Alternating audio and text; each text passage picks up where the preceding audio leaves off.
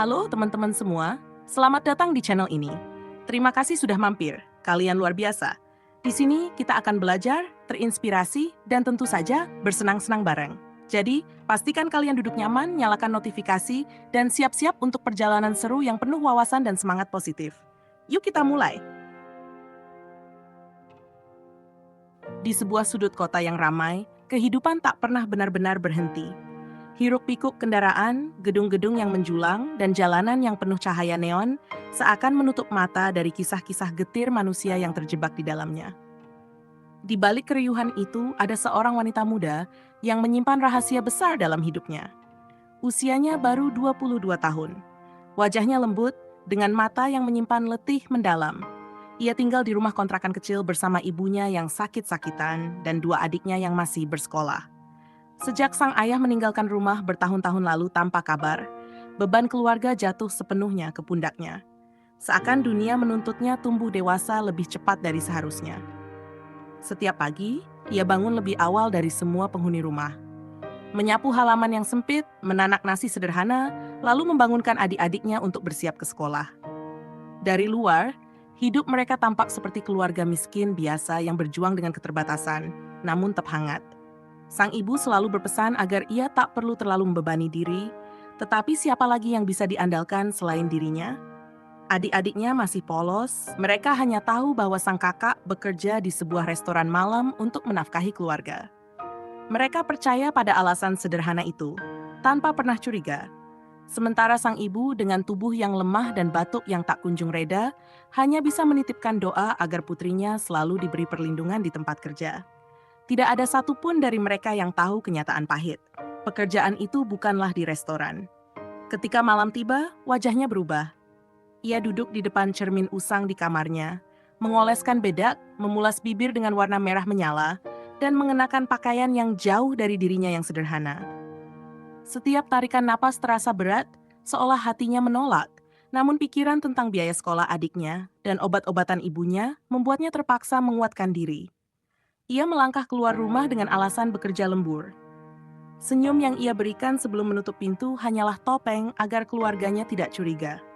Begitu berada di jalanan yang diterangi lampu redup, ia berubah menjadi sosok lain. Seorang kupu-kupu malam yang menjual senyum dan tubuh demi uang.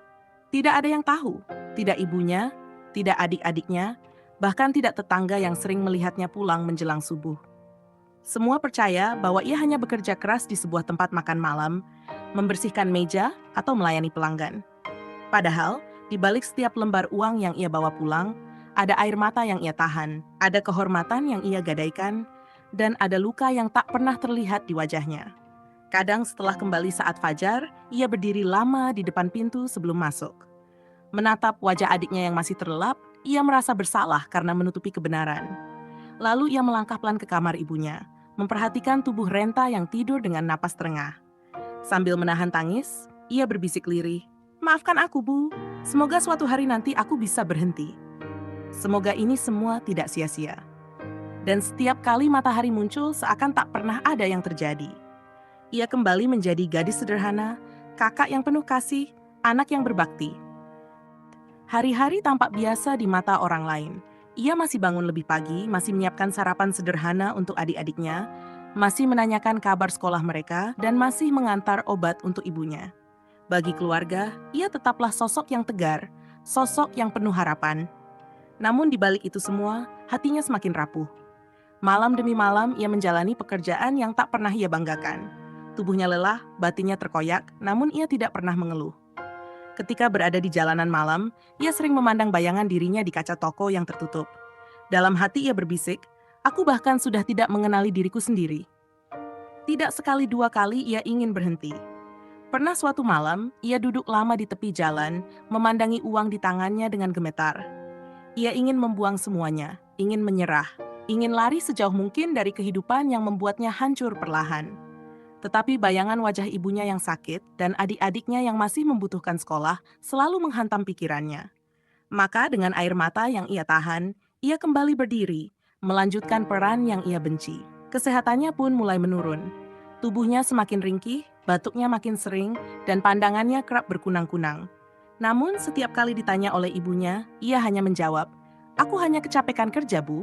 Ia tersenyum meski di dalam dada terasa sesak.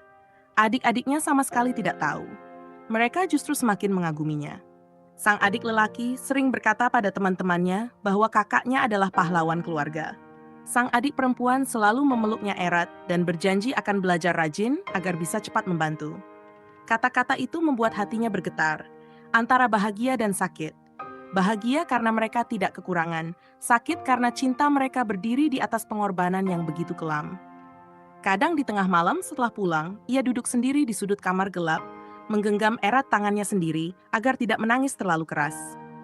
Ia berdoa lirih, "Tuhan, jangan biarkan mereka tahu apa yang kulakukan.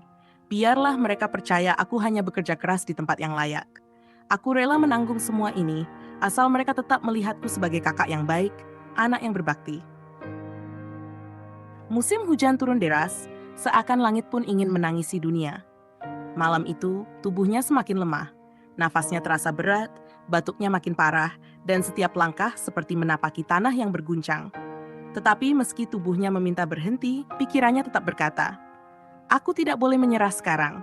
Obat ibu masih harus dibeli. Uang sekolah adik harus dibayar minggu depan. Aku tidak boleh berhenti." Dengan sisa tenaga, ia tetap keluar malam itu. Riasan di wajahnya tak lagi bisa menutupi pucat, matanya sembab, bibirnya kering. Ia menatap bayangannya sendiri di kaca jendela sebuah toko tutup, dan untuk pertama kali ia tersenyum getir pada sosok yang ia lihat. Seseorang yang sudah tidak lagi ia kenali, tapi juga seseorang yang berjuang hingga titik terakhir. Malam itu berbeda. Tubuhnya menolak keras, seolah ada sesuatu yang akan segera terjadi. Di tengah pekerjaannya, rasa pusing menyerang. Dadanya sesak, pandangannya kabur. Ia berusaha menahan, mencoba berdiri tegak, tetapi tubuhnya akhirnya tumbang. Di sebuah kamar sepi, dengan lampu redup dan udara yang pengap, ia terbaring tak berdaya. Nafasnya tersengal, keringat dingin membasahi tubuhnya. Dalam detik-detik terakhir, pikirannya bukan tentang dirinya, melainkan tentang keluarga yang begitu ia cintai. Bayangan wajah ibunya terlintas, dengan senyum rapuh yang selalu berusaha menutupi sakitnya. Bayangan adiknya yang sedang belajar dengan penuh semangat, berharap bisa membalas semua pengorbanannya. Bayangan rumah kecil mereka yang sederhana, tempat di mana ia merasa paling berarti. Air mata jatuh dari sudut matanya. Dengan suara yang nyaris tak terdengar, ia berbisik pada dirinya sendiri, "Aku sudah berusaha, semoga mereka tetap bisa hidup lebih baik. Dan semoga mereka tidak pernah tahu, biarkan ini menjadi rahasiaku sampai akhir." Dan malam itu, di tengah kesepian, nyawanya perlahan pergi. Senyum samar masih tertinggal di wajahnya, seolah ia ingin menunjukkan bahwa meski hidupnya penuh luka, cintanya kepada keluarga tetap utuh sampai detik terakhir. Keesokan harinya, kabar kematiannya datang. Tidak ada yang benar-benar tahu bagaimana ia meninggal. Ada yang bilang ia pingsan di jalan, ada yang mengatakan ia kelelahan bekerja. Keluarganya menerima kabar itu dengan hati hancur. Sang ibu menjerit lemah, terjatuh sambil memeluk kain peninggalannya. Adik-adiknya menangis sejadi-jadinya, meraung karena kehilangan satu-satunya kakak yang selalu mereka banggakan. Bagi mereka, ia adalah pahlawan sejati. Tidak ada sedikit pun kecurigaan, tidak ada sebersit dugaan tentang jalan gelap yang ia tempuh. Mereka hanya tahu, kakak mereka meninggal karena terlalu keras bekerja demi keluarga. Hari pemakamannya berlangsung sederhana. Hujan rintik turun, membasahi tanah merah yang baru saja menutup tubuhnya. Sang ibu duduk bersimpuh, dengan suara lirih bergetar, "Kau anak paling kuat. Nak, kau pergi terlalu cepat, tapi kau akan selalu jadi cahaya bagi kami." Adik-adiknya menunduk, menggenggam tanah basah dengan air mata bercucuran. Mereka bersumpah dalam hati akan meneruskan semangat kakaknya agar pengorbanannya tidak sia-sia. Tak ada yang pernah tahu, tak ada yang pernah curiga. Rahasia itu terkubur bersama jasadnya, tetap gelap, tetap sunyi, tetap hanya milik dirinya seorang. Yang tersisa hanyalah kenangan seorang kakak yang penuh kasih, seorang anak yang berbakti, yang rela menyerahkan segalanya agar keluarganya bisa bertahan hidup. Dan setiap kali malam tiba, ketika langit kembali sunyi, seolah ada bayangan dirinya di antara gemerlap lampu kota. Bayangan seorang wanita muda yang tidak pernah berhenti berjuang, meski akhirnya harus pergi membawa luka dan rahasia yang tak seorang pun tahu. Hidup seringkali memaksa kita berjalan di jalan yang tidak pernah kita inginkan. Ada pengorbanan yang tak terlihat, ada luka yang tak pernah terucapkan, dan ada cinta yang diam-diam tumbuh dari air mata. Kisah ini mengingatkan kita bahwa kekuatan sejati bukanlah tentang siapa yang selalu tampak tersenyum, tetapi tentang siapa yang tetap berdiri meski hatinya berkeping-keping. Jika kita masih punya keluarga, sayangilah mereka selagi bisa. Jangan biarkan kasih sayang hanya dibayar dengan pengorbanan yang tak pernah kita sadari. Karena terkadang orang yang paling menderita adalah mereka yang paling banyak memberi. Terima kasih sudah nonton sampai akhir, teman-teman. Semoga apa yang aku bagikan hari ini bisa memberi semangat dan inspirasi buat kalian semua. Jangan lupa like, komen, dan share kalau kalian suka videonya. Dan yang paling penting, subscribe biar kita bisa terus tumbuh bareng dan berbagi hal-hal positif lainnya. Sampai jumpa di video selanjutnya. Tetap semangat, tetap berkarya, dan jaga semangat positif kalian.